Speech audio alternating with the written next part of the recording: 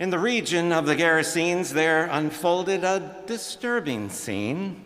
Jesus had crossed the lake that day to bring some love and care that day their way. No sooner had he stepped on shore than a greeting party appeared before, just a party of one, crying out in despair, not a stitch on him. He was naked and bare. He'd been shackled and chained, but he somehow got free. And he seemed possessed to an alarming degree. He never stayed in a house. He never slept in a room. He made his home out among the tombs. Well, he ran up to Jesus and he fell at his feet and he said, "Son of God, do not torment me." He continued to cry. He continued to shout because Jesus had said to his demons, "Come out." Jesus then asked the man, "What is your name?" As a conversation starter, it seems a bit lame, but Jesus was trying to look past the insanity to address instead this person's humanity. Because though he was possessed by a legion of spirits, Jesus sought a relationship and didn't seem to fear it. For a while, this man's troubles indeed had been legion, but he could be made well once freed from those demons. Those demons said, "Hey, don't send us away. We like it around here and we'd much rather stay. Look over there, Jesus, there's a whole herd of swine. Send us into them. They surely won't mind." So the demons came out, went into the pigs. At first they thought, "Woo, we found much better digs." But soon after Jesus had complied with their wishes, the pigs jumped in the lake and they slept with the fishes. When the swineherds saw everything that had transpired, how the demons had drowned in the lake and expired, they all ran in different directions to the country and the town, and they told everybody just what had gone down. I don't know if the people understood all their shouts, but they all came running with a fear of missing out. When they came to the spot where the man now reclined, they found him fully clothed and in his right mind. I don't run into demons like that every day, and I wouldn't have the power to make them go away. Still, I wonder, as I think about the state of our nation, whether we too could use a little demon liberation. When I hear about things like mass deportation impacting such a portion of our nation's population, I feel it might not be such a far-fetched explanation to see it all as sort of demonic manipulation.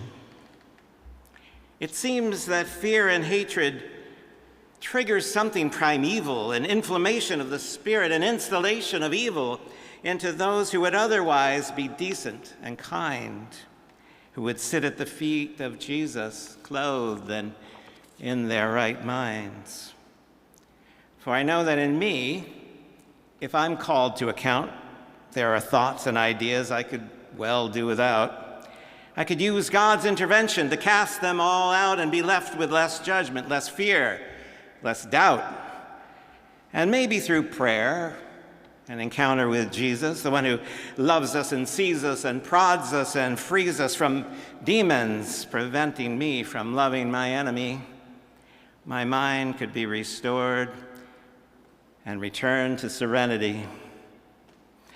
So maybe this story from Luke chapter 8 of pigs driven off to a terrible fate and a person restored to a much saner state is less strange than it seems and far less out of date.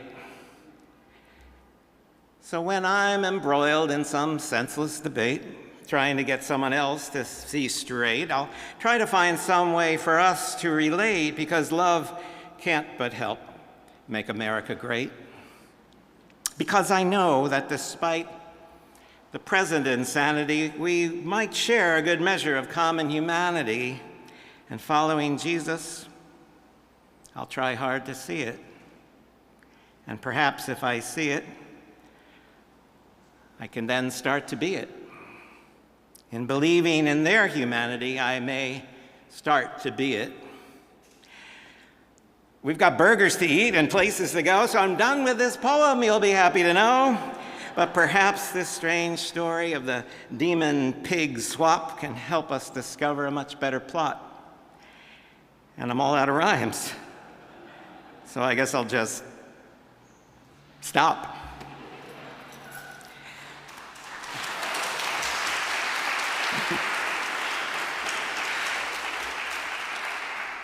It's good to see you this morning, fully clothed and in your right minds. And I'm glad to spend a few minutes with you exploring this interesting story from Luke's Gospel. It would be easy to dismiss the story as too weird, too disjointed, too confusing. Luke is usually so clear in his writing, but this telling of this story is a bit of a mess. Just to start with the obvious, the description of the man with the demons is kind of contradictory. Does he live in the city? Does he live in the tombs? Does he live out in the wild? Or all three? I have to admit, when I read this story, I worry about the pigs. What did they do? I worry about the swineherds who are in charge of the pigs. Are they out of a job? What happened?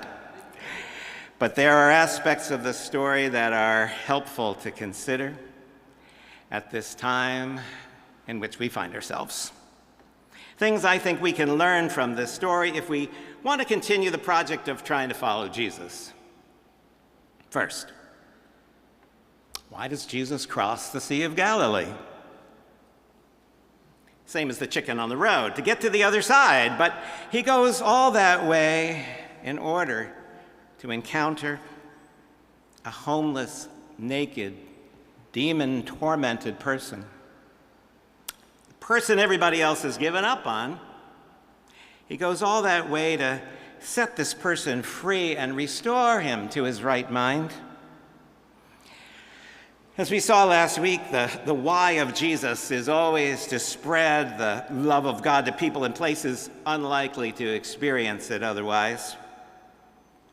Jesus is always going out of his way to seek people that others go out of their way to avoid. Thinking about people I know that I go out of the way to avoid, there aren't that many. But that's only because I live in a nice little bubble and I would have to go out of my way in order to encounter them, in order to talk to them or listen to them and be in relationship with them. It would take a lot of effort, and I would have to be like Jesus.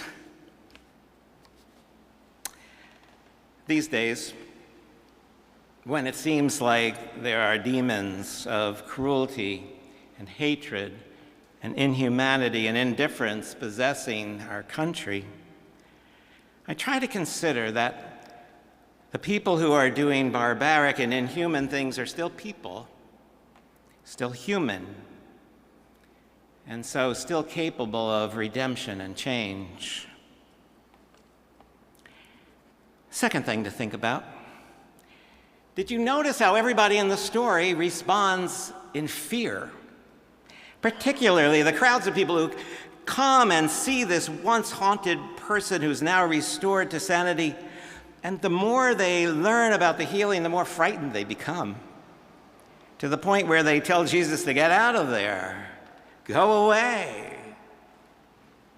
Instead of embracing this healing and this amazing change that has happened almost in front of their eyes, they get upset. They get afraid.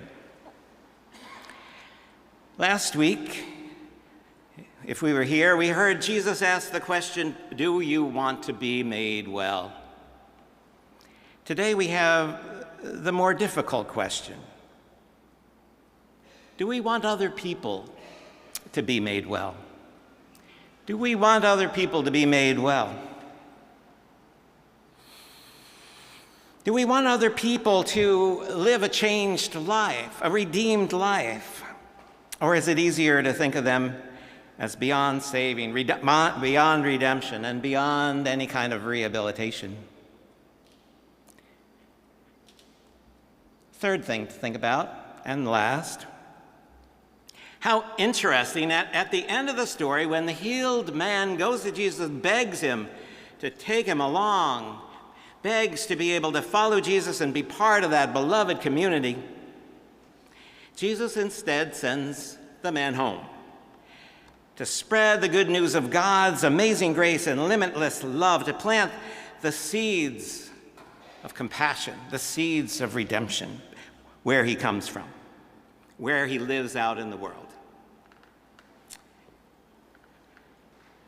A lot of times, we churches get into the mindset that our purpose is to get more and more people inside. And for sure, it's a wonderful thing to have more people to play with, to pray with, more people to sing with, more people to work with.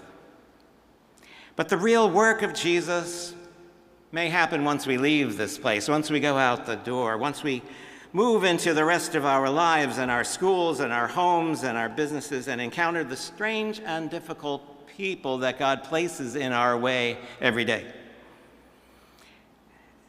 Those times we make the effort to extend the love and the grace of God even to those challenging people.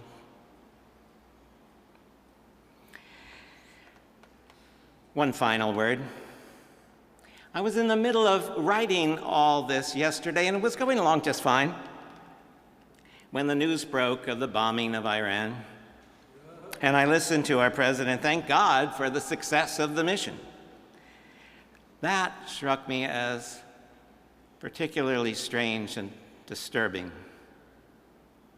And it brought to my mind that age-old question we used to ask ourselves, WWJB, who would Jesus bomb?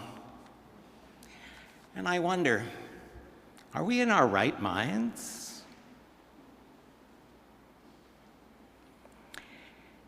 There is something going on in our country that, in my opinion, could use a good dose of Jesus. Not the Jesus of Christian nationalism, not the Jesus as a cynical foil for cruelty and inhumanity, but the Jesus of the Gospels, the love your enemies Jesus, the do unto others Jesus, the you did it for the least of these Jesus, the blessed are the poor and the meek and the weak and the hurting Jesus, the blessed are the peacemakers, the blessed are those who hunger and thirst for justice Jesus, the Jesus who crosses land and sea, not to drop bombs, but to plant seeds of mercy and grace and kindness and compassion.